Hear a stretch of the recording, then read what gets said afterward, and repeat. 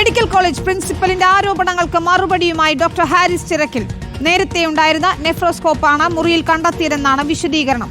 കേടുവന്ന ഉപകരണം റിപ്പയർ ചെയ്യാൻ വേണ്ടി എറണാകുളത്തേക്ക് അയച്ചിരുന്നു. റിപ്പയർ ചെയ്യാൻ വലിയ തുക ആകുമെന്ന് കമ്പനി അറിയിച്ചതിന് പിന്നാലെ മടക്കി അയക്കാൻ ആവശ്യപ്പെട്ടു.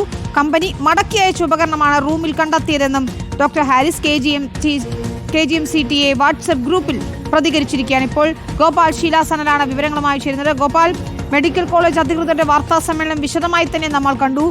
അതിലിപ്പോൾ മാധ്യമങ്ങൾക്ക് മുൻപിൽ ഡോക്ടർ ഹാരിസ് ചിറക്കൽ പ്രതികരിക്കുന്നില്ല. പക്ഷേ KGMCTA ഗ്രൂപ്പിൽ കൃത്യമായി തന്നെ തന്റെ നിലപാട് എന്താണ് എന്ന് അറിയിക്കുകയാണ്. മാത്രമല്ല, ഈ ഉപകരണം കണ്ടെത്തിയതിൽ ഒരു വ്യക്തത വരുത്തുന്നുണ്ടോ ഈ ഗ്രൂപ്പിലെ മെസ്സേജിൽ അദ്ദേഹം?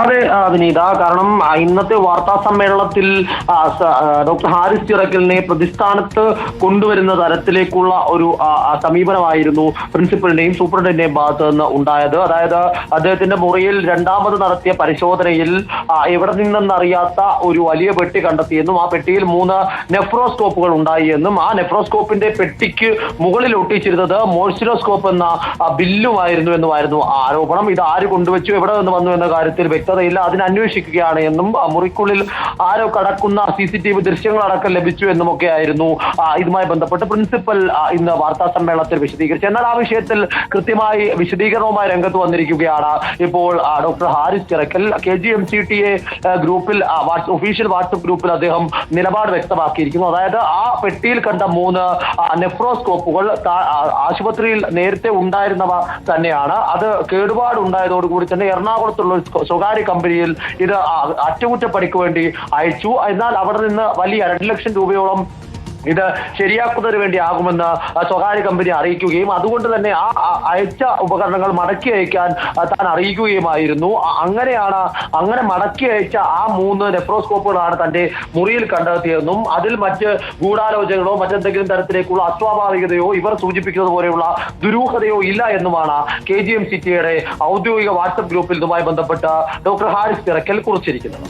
ഗോപാൽ, അപ്പോഴും ചില സംശയങ്ങൾ ബാക്കിയാണ്. ഇത് പുതിയ ഉപകരണമാണോ, പഴയ ഉപകരണമാണോ?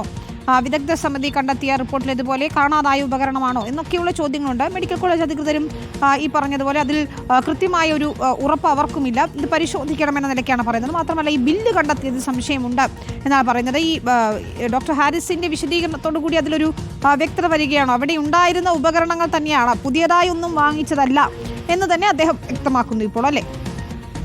അതേപോലെ ഇത് അപ്പോഴും അതിൽ ഒരു അവ്യക്തത നിലനിൽക്കുന്നത് എങ്ങനെ ഈ മോഴ്സിലോസ്കോപ്പിന്റെ ബില്ല് ഈ നെഫ്രോസ്കോപ്പുകൾ വന്ന ആ പെട്ടിയുടെ മുകളിൽ വന്നു എന്നുള്ളതാണ് അറിയേണ്ടത്. കാരണം അതിൽ എറണാകുളത്ത് നിന്നുള്ള സ്വകാര്യ കമ്പനിയിൽ നിന്ന് അയച്ചതാണ് ഈ ഉപകരണങ്ങൾ എന്ന് ഈ ബില്ലിൽ വ്യക്തമായി പറയുന്നുണ്ട്. പക്ഷെ അപ്പോഴും അതിൽ സൂചിപ്പിച്ചിരിക്കുന്നത് നെഫ്രോസ്കോപ്പ് എന്നല്ല, പകരം കാണാതായ ഉപകരണത്തിന്റെ പേരായ മോഴ്സിലോസ്കോപ്പ് എന്നാണ്.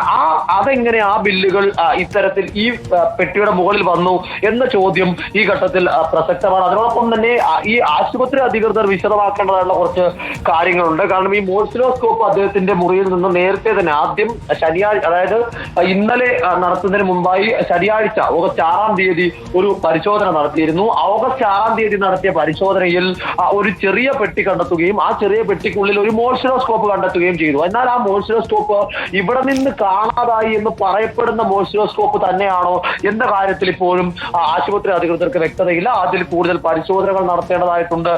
എന്നാൽ മാത്രമേ അതിൽ ഇത് കാണാതെ പോയ മോഴ്സിലോസ്കോപ്പാണോ അതോ മറ്റേതെങ്കിലും ആണോ എന്ന കാര്യത്തിൽ വ്യക്തത വരികയുള്ളൂ. കൂടാതെ തന്നെ ഇതിൽ ആശുപത്രി അധികൃതർ പറയുന്നത് ഇദ്ദേഹത്തിന്റെ മുറിയിലേക്ക് ആരോ കയറി പോകുന്നതായിട്ടുള്ള ഒരു CCTV ദൃശ്യം ലഭിച്ചിട്ടുണ്ട്.